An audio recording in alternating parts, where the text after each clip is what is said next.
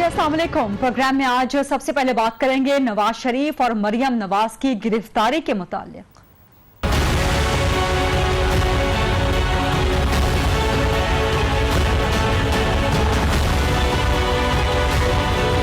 इंशाल्लाह बब्बर शेर ही जीतेगा। इनको 50 साल के लिए अंदर करते, ये तो बहुत कम सजा है। सजा हो गई या कुछ भी हो गया, लेकिन वोट नवाज शरीफ को है।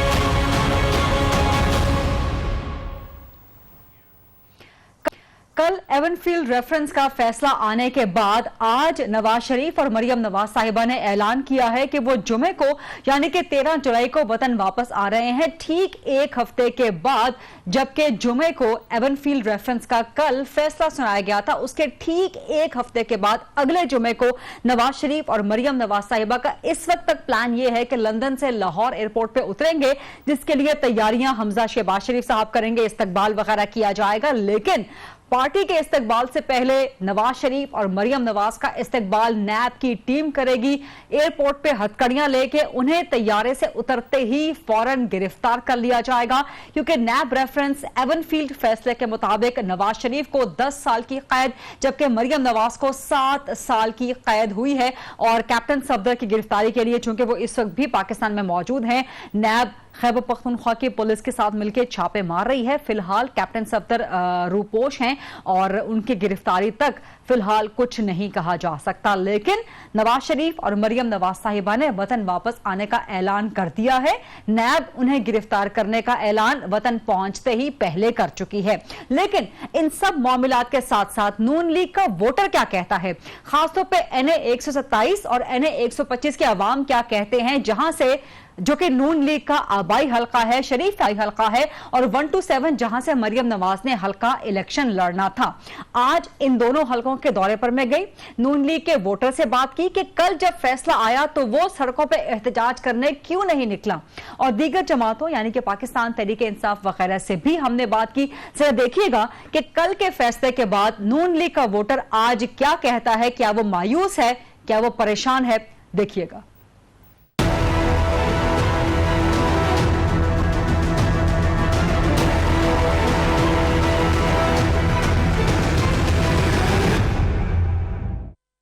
जी अस्सलाम वालेकुम। इस वक्त मैं मौजूद हूँ लाहौर के इलाके NA 127 में, और ये भगवानपुरा का इलाका है जहाँ पर आप देख सकते हैं नून लीग का दफ्तर भी कायम है। यहाँ पर अभी भी बहुत बड़ा पैनाफ्लेक्स लगा हुआ है मरियम नवाज साहिबा का। जाहिर है कल फैसला आया है नैब की एहतसाब अदालत का, तो इतनी जल्दी पैनाफ्लेक्सिस तो नहीं उतर सकते। इस इलाके में मरियम नवाज के जो हैं वो बैनर्स भी लगे हुए हैं, पोस्टर्स भी लगे हुए हैं। तो यहाँ पर हम लोगों से बात करेंगे, खासतौर पर नून लीग के लोगों से, उनके वोटर से, और उनसे जानने की कोशिश करेंगे कि कल जब फैसला आया तो उसके बाद एक इंतहाई हैरान कुन रद्द अमल कारकुनान की तरफ से हमें क्यों नजर आया कि कोई भी कारकुन हमें एहतजाज करता हुआ लाहौर की सड़कों पे बिल्कुल नजर नहीं आया। तो NA 127 के और 125 के अवाम क्या सोचते हैं कल के फैसले के बाद कि नून लीग का, और बतौर नून लीग के वोटर का उनका मुस्तकबिल क्या है।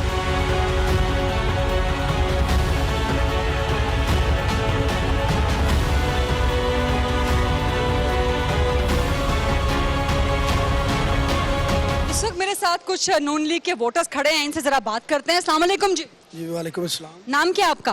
राना शहजाद। अच्छा राना शहजाद साहब, ये बताएं, भाई जरा एक मिनट फोन पे बात बंद कर दें आप।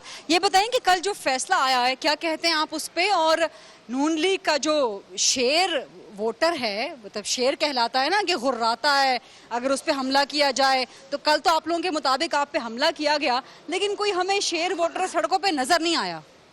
जी हमारी पार्टी का जो लाया अमल है वो सब आपके सामने है। कल शहबाज शरीफ साहब ने प्रेस कॉन्फ्रेंस भी की है और उन्होंने यही कहा है कि इंशाल्लाह ये शेर जो है 25 तारीख को ये बताएगा कि ये शेर है। तो ये 25 तारीख को बताएगा कि ये शेर है, ये 25 तारीख को बताएगा कि ये शेर है, और तब अवामी अदालत का जो फैसला होगा वो 25 तारीख को होगा कि वो नवाज शरीफ के साथ है, और इंशाअल्लाह ताला नवाज शरीफ अवाम के दिलों में बसता है, और 25 तारीख को ये बात अवाम साबित करेगी कि ये फैसला हमें मंजूर नहीं है। हमारा फैसला जो है वो 25 तारीख को आएगा इंशाअल्लाह, जो शेर इंशाअल्लाह पूरी अक्सरियत के साथ नवाज शरीफ के साथ खड़ा होगा। ठीक है, अस्सलाम वालेकुम भाई साहब, आपका नाम क्या है? मियाँ उमर है मेरा नाम। अच्छा मियाँ उमर साहब, ये बताएं कि कल क्या शौक में आ गए थे, आप लोगों को धचका लगा, सदमा लगा, आप लोग तैयार नहीं थे या आप लोग ज़हनी तौर पे तैयार थे और इसलिए फिर आप लोग सड़कों पे नहीं निकले? मैं आपको बताता हूँ, सड़कों पे निकलने का मतलब है कि जलाओ गिराओ, तोड़ फोड़, शहरियों का नुकसान करना, अशारे तोड़ने और लोगों का नुकसान करना, ये हम सड़कों पे निकलने का सिर्फ ये मतलब तो नहीं है। आप हमने एहतजाज भी कर सकते हैं, अमेरिका, यूरोप वगैरह में लोग सड़कों पे निकलते हैं, तोड़फोड़ नहीं करते। पूरा अमन एहतजाज हमने किया अपने दफ्तर ऑफिस के बाहर। हमने कैमरा मैनों को कईयों को अपने इंटरव्यूज़ दिए हैं, मगर हमने पूरा अमन एहतजाज किया है। मगर बात यह है कि हम तोड़ फोड़ वाले नहीं हैं। ये तो लोग चाहते थे कि ये बाहर निकलें और तोड़ फोड़ करें, अपना पाकिस्तान खुद ही जला दें, मगर हम पाकिस्तान बनाने वाले हैं। जब हमारे पास पहले भी फैसला मियां नवाज शरीफ के ख़िलाफ़ आया था, तब भी हमने तोड़ फोड़ नहीं थी की। अभी भी हम इस फैसले का बदला लेंगे 25 जुलाई को इंशाल्लाह ताला, और शेर दहाड़ेगा, पता चलेगा कि शेर है भी ज़िंदा है। और इंशाल्लाह ताला मरियम नवाज़ के और मियां नवाज शरीफ के फैसला आने का हमें बहुत दिली दुख है, मगर ये जमहूरियत का रास्ता रोकने की कोशिश है जो हर हाल में इंशाल्लाह कामयाब नहीं होगी। ये इंशाल्लाह ताला हम जमहूरियत के लिए अपनी जान की कुर्बानी भी देंगे, अगर देनी पड़ी तो मियाँ साहब की। अच्छा, भाई साहब आपका नाम क्या है? और ये भाई साहब कह रहे हैं, जितने भी लोगों से मेरी बात हो रही है नून लीग वालों से, वो कह रहे हैं कि हमें दिली दुख है, लेकिन वो दुख का इजहार कहीं नजर नहीं आया। खासतौर पे कल बड़ी हमें बिल्कुल एक जैसे सांप सूंघ जाता है, खामोशी हो जाती है, वो नजर आया हमें। जी मेरा नाम है इमरान खान। अच्छा, इमरान खान आपका नाम है? जी मैं आप नून लीग के इमरान खान है? जी इंशाल्लाह। और आपका ताल्लुक कहाँ से है, ये बताएं जरा। इसी अन्य से। अच्छा, आप लाहौर के ही हैं, 1 to 7 के ही? तो ये जो मियाँ साहब कह रहे थे तो सेम यही चीज़ है, इसी तरह ही है कि पूरा अमन जो सा एहतजाज हमने बाहर किया था। आपको खुद लगता है कि कल निकलना चाहिए था? लीडरशिप ने तो आपकी मना कर दिया, लेकिन वोटर को निकलना चाहिए था। वोटर का दिल कर रहा था कि वो सड़कों पे आए, जरा एहतजाज करे, जरा दिखाए अपनी शेरी। नहीं, शेरी तो इस तरह दिखाई जाएगी ना कि 25 तारीख को जब वोट डलेंगे, वोटिंग होगी, तो फिर पता चलेगा शेरी क्या है। में कई लोग ऐसे शामिल हो जाते हैं, अगर हम पुरअमन एहतजाज करने भी निकलते तो कुछ लोग जो दूसरी पार्टियों के हैं वो वर्कर शामिल होकर तोड़ फोड़ करना शुरू कर देते हैं। अच्छा, अब मरियम नवाज तो नहीं लड़ सकती इलेक्शन, ना अहल हो गई, तो उनकी जगह पे जो भी लड़ेंगे वोट, आपको लगता है कि वो जीत पाएंगे या पीटीआई के लिए रास्ता साफ हो गया? नहीं इंशाल्लाह ताला जीतेंगे। मरियम नवाज के बाद हमारे शेर हैं अली परवेज साहब, मलक परवेज साहब के वो बेटे हैं। मलक परवेज साहब ने 10 साल इस हलके की इतनी खिदमत की है कि जिसका हम आपको बता नहीं सकते। वो पूरे 10 बजे अपने ऑफिस रोज़ आ जाते थे और 2 बजे तक ऑफिस बैठते थे। मलिक साहब का इस इलाके के लिए बहुत प्यार है, बड़ी कुर्बानी है। उनके बेटे आ रहे हैं, हमें बड़ी खुशी है कि इलेक्शन अली परवेज साहब मुंतखब हो रहे हैं। अस्सलाम वालेकुम भाई साहब, नाम क्या आपका? राशिद महमूद। यहीं के रहने वाले हैं आप? नून लीग के वोटर हैं? नहीं, पीटीआई के। पीटीआई के वोटर हैं। फिर तो आप मुझे ये बताएं कि कल जो फैसला आया है नवाज शरीफ और मरियम नवाज के खिलाफ, क्या यहाँ माहौल क्या है 127 में? बस माहौल कशीदा है। कल 1-2 दफ़ा झगड़ा भी होने लगा था, लेकिन वो पुलिस ने आके बीच बचाव करवाया है। उस वजह से पीटीआई वाले कहते हैं कि हम कहते हैं कि ये ठीक है, जो फैसला आया है बिल्कुल ठीक है। लेकिन कोई नून लीग का बंदा निकला नहीं। उनको वो एक्सेप्ट कर लेना चाहिए कि चोरी है। इवन फील्ड जो है, जो रेफरेंस है आज का थोड़ी है, कब का है, और इन्होंने की हुई है चोरी। अस्सलाम वालेकुम। वालेकुम अस्सलाम। आपका नाम क्या है? मोहम्मद आरिफ हुसैन। अच्छा, वोट किसको डालेंगे अगर आप बताना पसंद करेंगे? तहरीक लबाइक या रसूल अल्लाह। अच्छा, 1 to 7 के रहने वाले हैं? हाँ जी, 1 to 7 के यहाँ के हमारा वोटर। अच्छा, तो 1 to 7 के तो काफी लोग जो हैं वो नून लीग को वोट डालने का कह रहे हैं। लेकिन हर दफा इनको देखा है, पीपी को भी देख लिया, नून लीग को भी देख लिया, तहरीक इंसाफ को तो दिल ही नहीं है इन पे। ये न्यू जुमात है, इंशाल्लाह अल्लाह खैर किया, और दीनी जुमात है, ठीक है, मजहबी जुमात है। इनका जो सा मंशूर है वो अल्हम्दुलिल्लाह हमें पसंद भी है, और जो सा दीनी मंशूर है ना वही हमें पसंद है। और इंशाल्लाह कोशिश है पूरा ज़्यादा से ज़्यादा हमारी यही कोशिश है कि हम टीएलपी को वोट डालें इंशाल्लाह, और इन्हें कामयाब करके या अपना। कल जो फैसला आया है नवाज शरीफ मरियम नवाज के खिलाफ, कैसा लगा आपको? और कोई निकला नहीं नून लीग के कारकुनों में से एहतजाज करने? ये इसीलिए नहीं निकला क्योंकि दफा 144 नाफिज है, और ये तो आपको भी पता कि पूरे शहर में क्या पूरे मुल्क में नाफिज है। इसीलिए उनको पता था अगर कोई निकलेगा ना तो उनके पीछे पुलिस या कोई भी फोर्स आ सकते हैं, इसीलिए यहाँ पे तो कोई नहीं निकला हुआ। और इंशाल्लाह अगर मैं होता ना या मेरी सपोर्ट होती जज साहब को, तो कमोबेश 50 साल तो इनको अंदर होते और उसी टाइम इंटरपोल के जरिए इनको मंगवा के और इनको 50 साल के लिए अंदर करते। ये तो बहुत कम सजा है इनको। अस्सलाम वालेकुम जी, वालेकुम अस्सलाम। आपका नाम क्या है? वकास 1 to 7 के रहने वाले हैं? जी जी। अच्छा, नून लीग के वोटर हैं, अगर बताना पसंद करें? हाँ जी, नून लीग के वोटर हैं। अच्छा, यहाँ पर तो मैं जिससे पूछ रही हूँ वो सारे घबरा रहे हैं, कह रहे हैं कि नहीं हम नून लीग के वोटर नहीं हैं। इंशाल्लाह बब्बर शेर ही जीतेगा इंशाल्लाह। अच्छा, कैसे जीतेगा? कल जो फैसला आया है नवाज शरीफ के खिलाफ, मरियम नवाज साहिबा के खिलाफ, गर्दी का वोट बहुत ज्यादा मिलेगा इंशाल्लाह नवाज शरीफ को। अब नवाज शरीफ को मिलेगा। अब मरियम नवाज साहिबा तो नहीं लड़ सकती इलेक्शन, कोई और खड़ा हो जाएगा उसकी जगह जो भी खड़ा होगा आप लोग उसको जितवाएंगे? इंशाल्लाह। अच्छा, तो ये मुश्किल नहीं हो जाएगा काफी? कोई मुश्किल नहीं है, हमदर्दी का वोट बहुत ज्यादा मिल जाएगा। अच्छा, वोट देने के लिए आप बड़े जोशीले हैं, लेकिन कल कोई निकला नहीं, कल कोई बंदा हमें सड़कों पर नजर नहीं आया एहतजाज करने के लिए। एहतजाज करना ही नहीं था, क्यों करना है, जरूरत ही नहीं है एहतजाज की। आप लोगों ने मान लिया फैसला? फैसला क्यों माने, फैसला हमने मुस्तरद कर दिया। फिर कोई निकला नहीं, नून लीग के कोई वर्कर हमें लाहौर में निकला, बाहर सड़कों पे एहतजाज करता हुआ नहीं निकला? निकलना ही नहीं है, जरूरत ही नहीं है, केस हम जीते हुए हैं। अस्सलाम वालेकुम जी, वालेकुम सलाम। क्या नाम है आपका? एसिल जवेद। अच्छा, किसके वोटर हैं, बताना पसंद करेंगे? पीडीआई को लाइक करते हैं, पीडीआई के सपोर्टर हैं। अच्छा, ये मजंग में तो सारे लोग कह रहे हैं कि ये नून लीग का हल्का। ये नून लीग का हुआ करता था, अल्हम्दुलिल्लाह मैडम यास्मीन राशिद विन करेगी और बताएगी नून लीग वालों को कि पीडीआई है। नून लीग का हुआ करता था किसी टाइम में, अब पीडीआई आएगी। अच्छा, कल का जो फैसला आया है नवाज शरीफ मरियम नवाज के खिलाफ, कोई नून लीग का वोटर निकला नहीं सड़कों पे कोई एहतजाज? नून लीग का होता तो निकलता ना, अब जितने थे सारे बिरयानी के साथ थे। जब तक बिरयानी की देंगे आती तो सब निकलते हैं, कोई बिरयानी अब मिलती ही नहीं है तो किसने आना है? आप समझते हैं कि कल मरियम नवाज जो ना अहल हुई हैं तो उसके बाद आसान हो गया यास्मीन राशिद के लिए 1 to 5 जीतना मजीद? नहीं, फैसले के बाद भी नहीं, फैसले से पहले भी यास्मीन राशिद के लिए स्ट्रॉन्ग थी, तो बिल्कुल स्ट्रॉन्ग थी। तो यास्मीन फैसले के बाद कोई अहमियत नहीं है, अल्हम्दुलिल्लाह यास्मीन राशिद विन करेगी और स्ट्रॉन्ग है वो। आपका नाम क्या है? फारूक। आप किसके वोटर हैं? हम उसके पीटीआई के। अच्छा, आप पीटीआई के वोटर हैं, तो ये कहते हैं कि कल वर्कर निकला, लेकिन कल तो वर्कर की तरफ से हमें कोई वो एहतजाज नजर नहीं आया। वर्कर कहाँ से निकलेंगे, वो फैसला ही ऐसा हुआ है, उन्होंने कहाँ से निकलना। बिल्कुल शौक में चले गए। बिल्कुल शौक में चले गए और इंशाल्लाह ये शौक में ही रहेंगे। बड़े नारे लग रहे हैं, मैं तो एंकर हूँ फंस गई हूँ, आप पीटीआई के वोटर हैं फंस गए। नहीं लगाने दे नारे, ये इनका राइट है। बाजी पता क्या चक्कर है, ये नून लीग ने इतना काम दिया, बत्ती दी, एक मिनट, बत्ती दी, हर चीज दी, और इनको क्या चाहिए, ये बैठ लेके आएंगे हम ये करेंगे वो करेंगे। इन्होंने क्या किया, पेशावर का क्या? अभी तो यहाँ से यास्मीन राशिद बड़ी मजबूत उम्मीदवार है। नहीं नहीं नहीं नहीं, मियाँ साहब आप बच्चा भी खिला रहेगा, वो भी जीतेगा। अस्सलाम वालेकुम जी। वालेकुम सलाम। नाम क्या आपका? आतिफ। अच्छा, बताएंगे नून लीग के वोटर हैं कि नहीं है?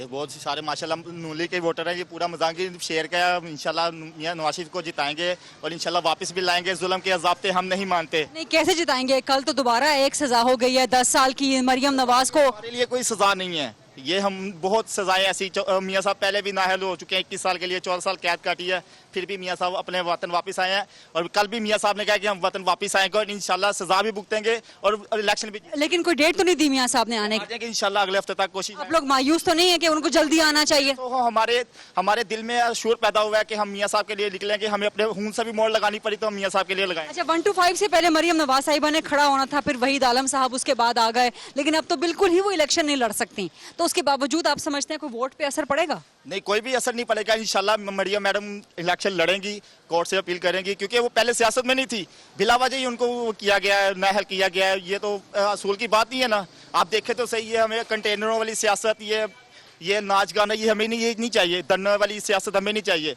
जो इसराइल का एजेंट है हम हरगिज पसंद नहीं करते उसको। अस्सलाम वालेकुम जी। वालेकुम अस्सलाम। क्या नाम है आपका? नदीम सुल्तान खान। अच्छा, बताना पसंद करेंगे किसके वोटर हैं? सर, हम शुरू से अपना मियाँ नवाज शरीफ के वोटर हैं और सपोर्टर भी हैं, और हम अपने मियाँ नवाज शरीफ की वजह से अपने इलाके में काम भी करवाते हैं, तरक्याती जो मसले। अच्छा, कल जो फैसला आया है नवाज शरीफ और मरियम नवाज के खिलाफ, कोई नून लीग का वोटर निकला नहीं सड़कों पे, बिल्कुल खामोशी नजर आई। मैडम, बात यह है कि जब तक हमारे कायद यहाँ पर तशरीफ नहीं ले आएंगे अपने मुल्क में, तो जब तक अभी कुछ काम नामुमकिन सही है।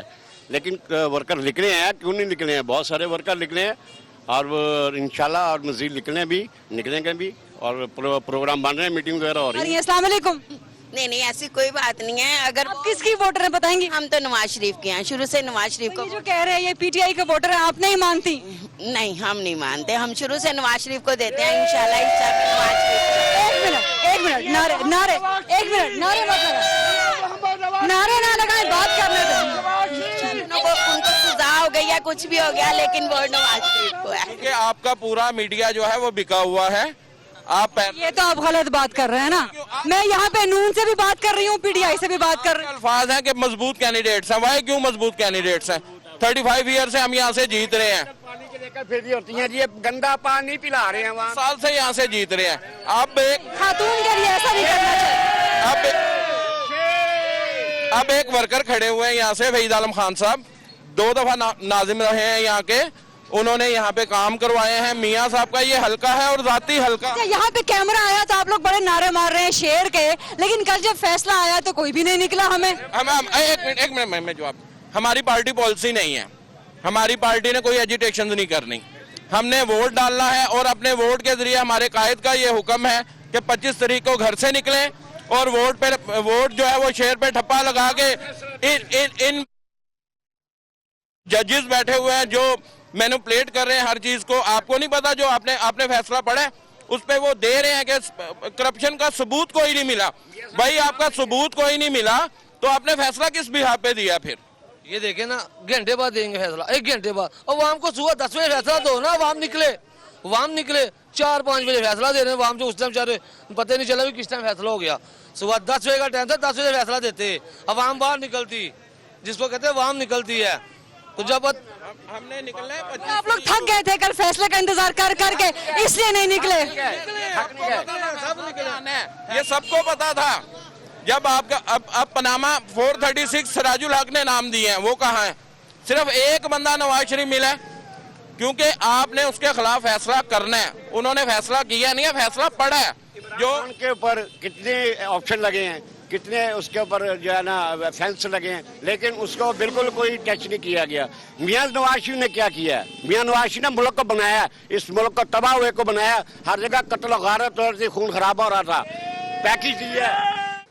ये आज मैंने आपको हल्का NA 127 और 125 की एक हल्की सी झलक दिखलाई है कि कल जो एवनफील्ड रेफरेंस का फैसला आया है उसके बाद इन दोनों हलकों के अवाम क्या कहते हैं। यहाँ पर नून लीग के वोटर्स भी हैं, पाकिस्तान तहरीक इंसाफ के वोटर्स भी हैं और दीगर जमातों के वोटर्स भी हैं, और वो कल के फैसले के बाद क्या समझते हैं, किस तरह से देखते हैं, खासतौर पर इन दोनों हलकों। जी welcome back after the break. Nawaz Sharif और मरियम नवाज साहिबा ने 13 जुलाई जुम्मे को वतन वापस आने का ऐलान कर दिया है। नैब पहले ही ऐलान कर चुका है कि वतन वापसी पे उन्हें गिरफ्तार कर लिया जाएगा। इसके अलावा शरीफ फैमिली ने फैसला कर लिया है कि कल का जो एवनफील्ड रेफरेंस का फैसला था उसके खिलाफ इस्लामाबाद हाईकोर्ट में अपील में जाएगा। क्या शरीफ फैमिली के लिए केस इतना मजबूत है या केस इतना कमजोर है कि वो अपील अपने हक में करवा सकते हैं? इसके अलावा इस वक्त एक डिबेट स्टार्ट हो चुकी है मुल्क में एवनफील्ड रेफरेंस के फैसले के हवाले से कि ये फैसला इंतहाई कमजोर है या ये फैसला तजादात का शिकार है। क्या ऐसा ही है? क्या नवाज शरीफ को वाकई करप्शन के केस में सजा नहीं हुई? इन्हीं तमाम गलत फहमियों का इजाला करने के लिए और मजीद वजाहत के लिए आज इस सेगमेंट में हम तमाम मुल्क के बड़े बड़े कानूनी माहिरीन से बात करेंगे। मेरे साथ यहाँ लाहौर मौजूद हैं अहमद अवैस एडवोकेट साहब, मुल्क के मारूफ माहिर कानून हैं। मुझे लंदन से ज्वाइन करेंगे साबिक chief justice Sindh high court justice Shaikh Usmani साहब, और मुझे क्वेटा से ज्वाइन करेंगे पाकिस्तान बार काउंसिल के वाइस चेयरमैन हैं, मारूफ माहिर कानून हैं कामरान मुर्तजा साहब। अहमद अवैस एडवोकेट साहब, सबसे पहले मैं आपसे जानना चाहूंगी कि क्या कोई तजादात हैं, क्या कोई कॉन्ट्राडिक्शंस हैं कल एवनफील्ड रेफरेंस के हवाले से, खासतौर पे जो 9A4 के बारे में कहा जा रहा है कि उसमें नवाज शरीफ को बरी कर दिया है जो कि करप्शन के बारे में बात करती है, और 9A5 में कन्विक्ट कर दिया है जो कि करप्शन के हवाले से नहीं है। क्या वाकई नवाज शरीफ साहब को करप्शन में बरी कर दिया गया है? देखिए, बात यह है कि ये 9A4 9A5 ये बिल्कुल इंडिपेंडेंट ये क्लॉजेज हैं जो करप्ट प्रैक्टिसेस के ज़मरे में आती हैं जी।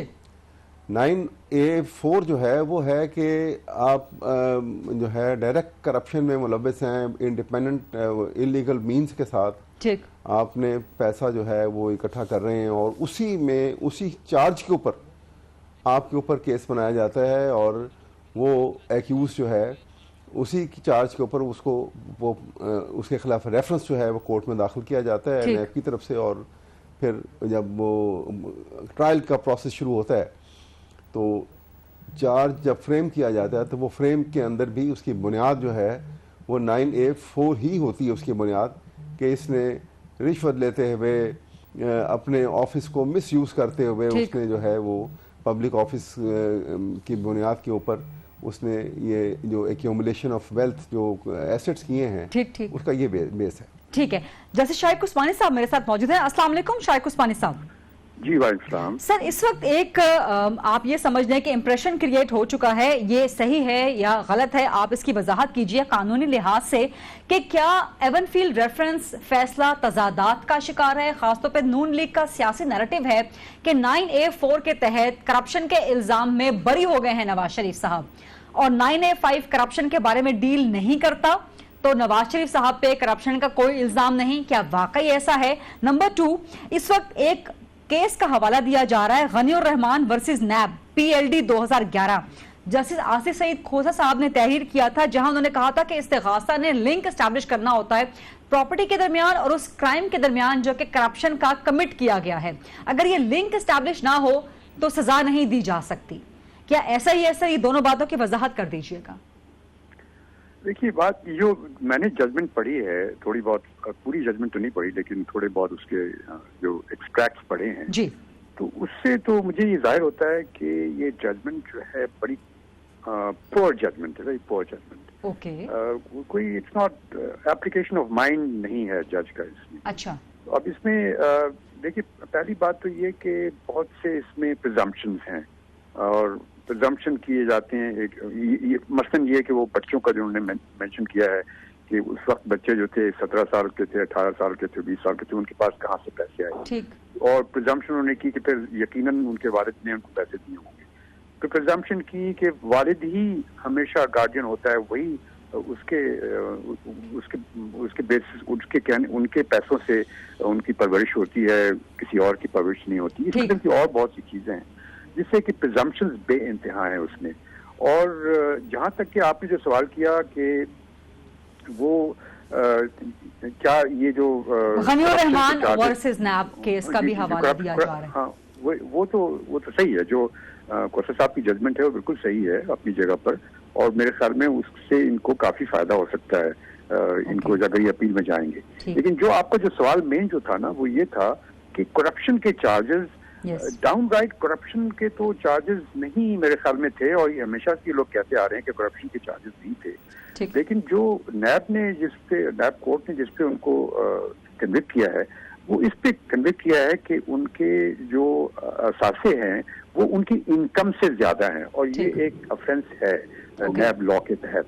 तो उसके तहत उन्होंने उनको कन्विक्ट किया। उसका इनडायरेक्टली वो भी प्रिजम्पशन है कि अगर असासे उनके इनकम से ज्यादा हैं तो इसके मतलब यही हुआ कि वो करप्शन में इन्वॉल्व थे, but that is a presumption, it is not a direct proof. ठीक है, कामरान मुर्तजा साहब से भी जरा कमेंट इस पे ले लेते हैं। सर अस्सलाम वालेकुम, और आप जरा बता दीजिएगा कि क्या आपके नजदीक इस फैसले में तजादात हैं? क्या आपके नजदीक ये प्रिजम्पशंस पे बेस करता हुआ फैसला है, और क्या वाकई नवाज शरीफ को करप्शन के जुर्म में सजा नहीं हुई?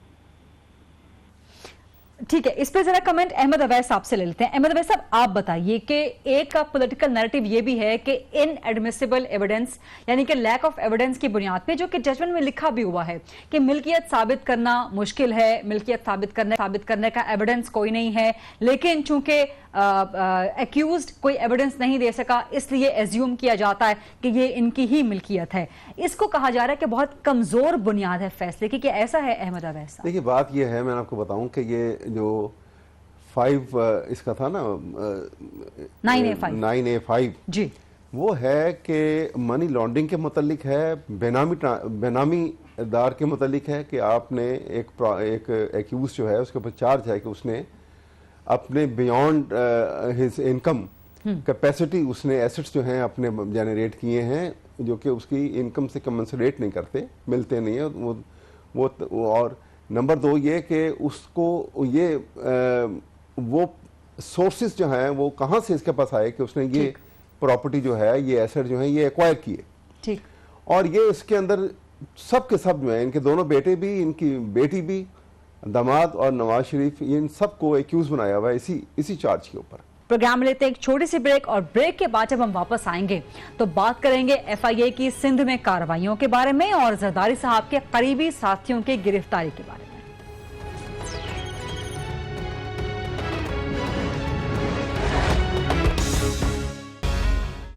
पंजाब के बाद सिंध की बारी, करप्शन के बड़े केस खुलने लगे।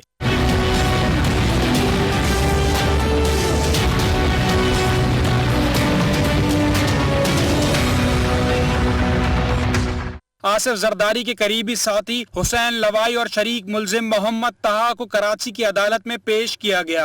FIA की जानिब से मुलजिमान के रिमांड की दरख्वास्त की गई और अदालत को बताया गया कि जाली बैंक अकाउंट्स के जरिए रकूम बैरून मुल्क मुंतकली की तफ्तीश करनी है, जिस पर अदालत ने मुलजिमान का 11 जुलाई तक जिस्मानी रिमांड दे दिया। समाअत के बाद मीडिया से गुफ्तगू में हुसैन लवाई ने कहा कि ये तो वक्त बताएगा कि उन्हें किसकी वजह से गिरफ्तार किया गया। मनी लॉन्ड्रिंग हुई है, मनी लॉन्ड्रिंग केस है, हुई है नहीं हुई तो वो तो वक्त पता है। मैं तो बिल्कुल नहीं, मेरा काम थोड़ी है भाई, ये तो ब्रांच मैनेजर काम है। हुसैन लवाई समेत 32 अफराद के खिलाफ बेनामी अकाउंट्स की तहकीकात जारी हैं। FIA जराये के मुताबिक इन अकाउंट्स के जरिए अरबों रुपए बाहर मुंतकिल किए गए। ये अकाउंट्स 2014 में खोले गए थे। हुसैन लवाई की गिरफ्तारी क्या आसिफ जरदारी पर भारी पड़ सकती है? इसी हवाले से मजीद तज्जिया लेंगे। मेरे साथ हैं सीनियर सहाफी और तज्जियाकार जनाब हामिद मीर साहब। अस्सलाम वालेकुम मीर साहब, बहुत शुक्रिया प्रोग्राम के लिए वक्त देने पे। इस्माइल डाहरी की गिरफ्तारी, अनवर मजीद के हवाले से छापे, हुसैन लवाई की गिरफ्तारी, ये मनी लॉन्ड्रिंग का एक मेगा करप्शन का स्कैंडल सिंध में FIA की ताबड़तोड़ कार्रवाइयां इंतखाबात के इतने नजदीक, आपको लगता है कि ये संगीन हो सकता है मामला पीपल्स पार्टी के लिए, आसिफ जरदारी साहब के लिए?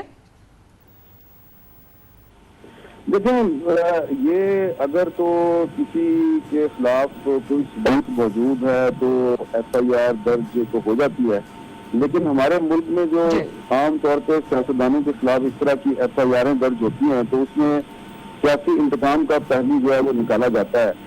तो इस सिलसिले में जो आसिफ जरदारी साहब का मौक़िफ़ था, जो उन्होंने इंटरव्यू में मेरे साथ बात की थी, वो यही था कि कोई मुझे अपनी अदा दिखा रहा है। लेकिन अगर आप इस मामले को थोड़ा समझने की कोशिश करें तो थोड़े दिन पहले पाकिस्तान पीपल्स पार्टी की तरफ से निगरान वज़ीर आज़म, चीफ जस्टिस साकिब निसार साहब और चीफ इलेक्शन कमिश्नर, इन तीनों को एक खत लिखा गया है और खत है DG FIA बशीर मेमन साहब के बारे में।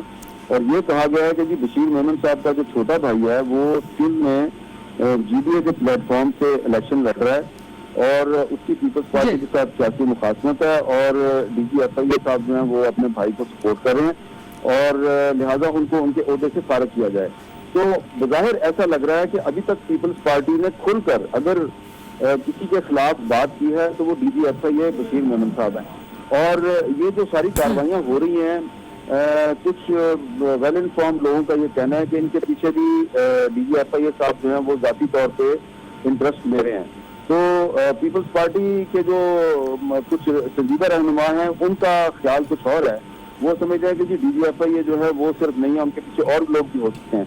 लेकिन as far as my information is concern, analysis को आप छोड़ दें, लेकिन मेरी जो इंफॉर्मेशन है वो ये है कि इलेक्शन जो है वो 25 जुलाई को होना है और 25 जुलाई से पहले अगर आसिफ अली जरदारी साहब और फरियाल तालपुर साहबा के खिलाफ FIR दर्ज करके उनको गिरफ्तार किया जाता है तो ऐसी सूरत में पीपल्स पार्टी को घेरने की कोशिश होगी मुस्लिम लीग नून की तरफ। जाहिर बात है, मुस्लिम लीग नून की तरफ अगर पीपल्स पार्टी चली जाती है और फिर MQM भी वो भी यही बात कर रही है कि हमें भी विक्टिमाइज किया जा रहा है। बलूचिस्तान में अख्तर महमूद साहब भी ऐसी ही बात कर रहे हैं।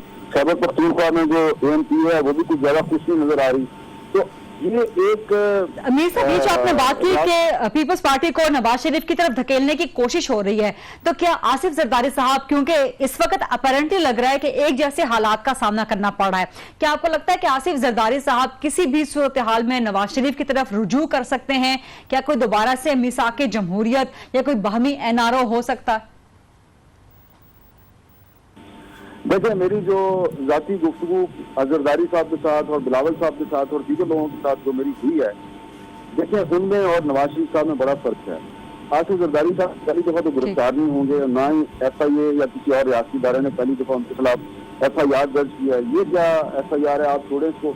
आसिफ जरदारी पर तो मुर्दा भुट्टो के कत्ल की FIR भी दर्ज हो चुकी है और उसकी उन्होंने इंक्वायरी भी बुक की है। आसिफ जरदारी साहब का ये कहना है कि ये मुझे धकेल रहे हैं नवाज शरीफ की तरफ, लेकिन मैं नवाज शरीफ की तरफ नहीं जाऊंगा और अगर मामला बेहतर ना हुए तो फिर मैं नवाज शरीफ की तरह लंदन जाकर तो नहीं बैठूंगा, मैं तो पाकिस्तान में बैठा हूँ और जिसने मेरे साथ लड़ना है आगे लड़ ले और मैं तो लड़ाई करूंगा।